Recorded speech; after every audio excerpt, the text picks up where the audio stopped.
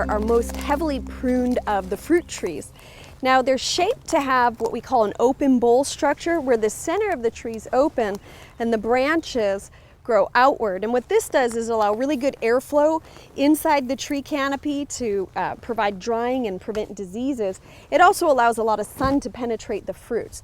So the first thing I want to do when it comes to pruning is to remove any little branches that are growing towards the inside of the tree. And each season I have several new branches that come in and need to be cut out. The next thing I want to think about is the overall shape of the tree. And I want the tree to be manageable for my height, so I want to bring the canopy of it down to a place that is easily reached by me. And that's going to vary from one person to the next, so you just basically use your own personal size as a reference point. Now, one thing I want to point out is that peach trees often are damaged severely by late frosts in the springtime. So I like to wait as long as I can to prune the fruit trees. I can even wait until they've broken bud and have started flowering, but then I have to be careful not to damage the buds. But these freezes often kill out the flower buds on our branches, and you could take a close look at them, and these are nice and plump and white still, but if they've been damaged by frost, they're going to be dark in the center or even blackened. And so for that reason, we're going to wait.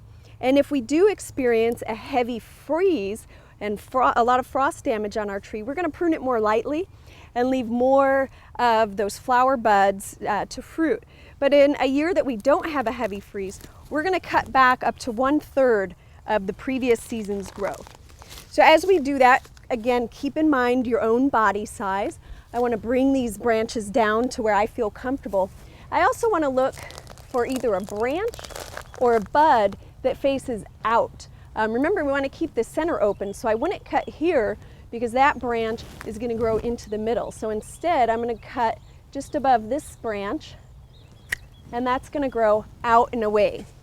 Now, some of these taller branches have gotten a bit away from where I feel comfortable managing them, so I'm going to go ahead and bring those down. Again, here I'm looking either for an outward bud, or I think this is a nice strong branch, so I'm going to cut it quite a ways down just to bring it back to where it's manageable for me. I also want to cut some of last year's growth off and bring that in. I'm going to cut it again, looking for a bud that faces out, and the branch will grow out from here.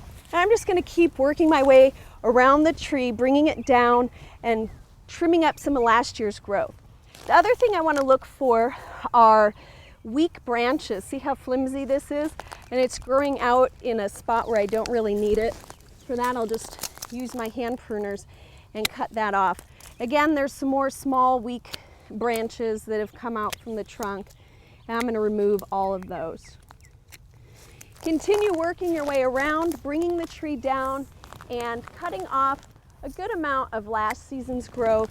That'll keep the tree very productive, the fruit's nice and large, and hopefully we'll have a wonderful harvest this season.